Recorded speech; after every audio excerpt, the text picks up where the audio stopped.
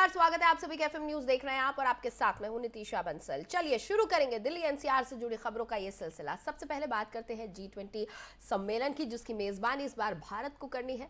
तो इस बार G20 की मेजबानी की बागडोर भारत के हाथों में है। मार्च, जून और सितंबर 2023 में भारत की राजधानी दिल्ली में G20 शिखर सम्मेलन से जुड़े अनेक कार्यक्रम आयोजित किए जाएंगे, जिसमें दुनिया भर के राष्ट्रीय अध्यक्ष, प्रतिनिधि, मेहमान भारी संख्या में शामिल होंगे।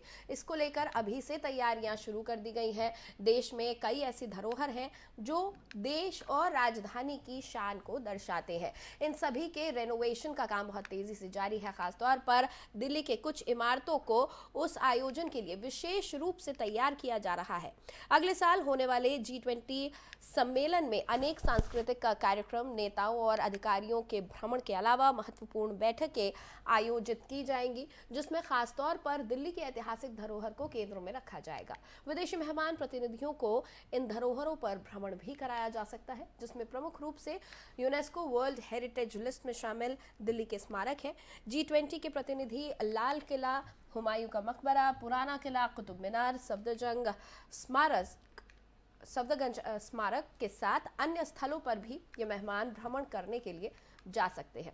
इसको लेकर परिसर में साफ सफाई, आकर्षण बनाने का कार्य, साथ ही जरूरी सुविधाओं को दुरुस्त किया जा रहा है। व्यवस्था को और बेहतर बनाने के लिए ASI अधिकारी और क्षेत्रीय प्रशासन द्वारा भी हर 10 से 15 दिनों में बैठकें की जा रही हैं। प्रशासन ने इस संबंध में स्पष्ट निर्देश दिए हैं कि इस मामले में कोई लापरवाही बर्दाश्त नहीं की जाएगी। इसके साथ ही देश की 100 इमारतों को इस G20 शिखर सम्मेलन के लिए सजाने का निश्चय किया गया है। इन 100 इमारतों में देश भर से इमारतें चुनी गई हैं। कई हमारी सांस्कृतिक धरोहर है, कोई भारत के बढ़ते उन्नति के कदम की परिचायक है, तो कई हमारी विविधता को दर्शाती हुई इमारतें हैं। ये G20 शिखर सम्मेलन पहला ऐसा अंतर्राष्ट्रीय सम्मेलन है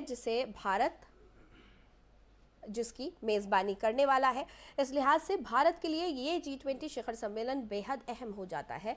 इस बार G20 शिखर सम्मेलन में शामिल होने के लिए प्रधानमंत्री नरेंद्र मोदी इंडोनेशिया के बाली गए थे, जहां पर इंडोनेशिया के उनके समकक्ष ने उन्हें G20 शिखर सम्मेलन की अध्यक्षता सौंपी। 2023 के लिए G20 शिखर सम्मेलन का आयोजन अब भारत में होने वाला है। भारत के दिल्ली में इसके लिए तैयारियां तेज कर दी हैं। राष्ट्रीय राजधानी G20 शिखर सम्मेलन के लिए आने वाले तमाम अंतर्राष्ट्रीय मेहमानों की मेजबानी के लिए तैयारियों में जुट चुकी है।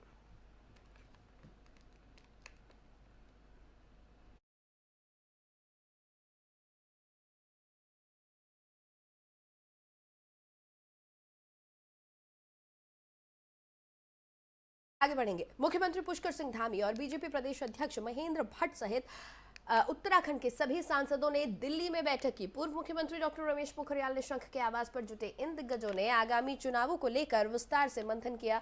इस बैठक में उत्तराखंड बीजेपी के प्रदेश प्रभारी दुष्यंत गौतम और प्रदेश सह प्रभारी रेखा वर्मा, केंद्रीय रक्षा मंत्री अजय भट्ट, प्रदेश महामंत्री संगठन अजय कुमार भी मौजूद रहे। बैठक में G20 के ऋषिकेश में होने वाले 2 कार्यक्रमों के संबंध में विमर्श किया गया। इसके साथ ही उत्तराखंड में अगले साल नवंबर में होने वाले नगर निकाय चुनाव को लेकर भी रणनीति तय की गई। तो आने वाले चुनावों को लेकर दिल्ली में एक बैठक की गई, जिसमें उत्तराखंड के तमाम मंत्री शामिल थे और साथ ही मुख्यमंत्री पुष्कर सिंह धामी भी इस बैठक में शामिल हुए। सभी ने इस पर मंथन किया कि आने वाले चुनावों के लिए किस तरह से रणनीति बनाई जाए, क्या कुछ तैयारियां की जाए। तस्वीरों में भी आप देख सकते हैं तमाम मंत्री, यहां तक कि मुख्यमंत्री भी हाथ में नोटपैड और पेन लेकर नजर आ रहे हैं। इससे समझ में आता है कि बीजेपी कैसे कार्य करती है। बीजेपी का बड़े से बड़ा नेता एक कार्यकर्ता की तरह एक बैठक में बैठकर चीजों पर विचार विमर्श करता है, चर्चा करता है और उसके बाद सभी अपनी जिम्मेदारियों को समझते हैं कि किस तरह से उन जिम्मेदारियों का निर्वहन करना है। सांसदों के साथ सीएम ने संगठन को मजबूत बनाने को लेकर भी चर्चा की है और आगामी चुनावों को लेकर चर्चा हुई। 2024 के साथ साथ अगले साल होने वाले नगर निकाय चुनावों के बारे में भी यहाँ पर रणनीति तय की गई है, क्योंकि अगले साल नवंबर महीने में उत्तराखंड में नगर निकाय चुनाव होने जा रहे हैं।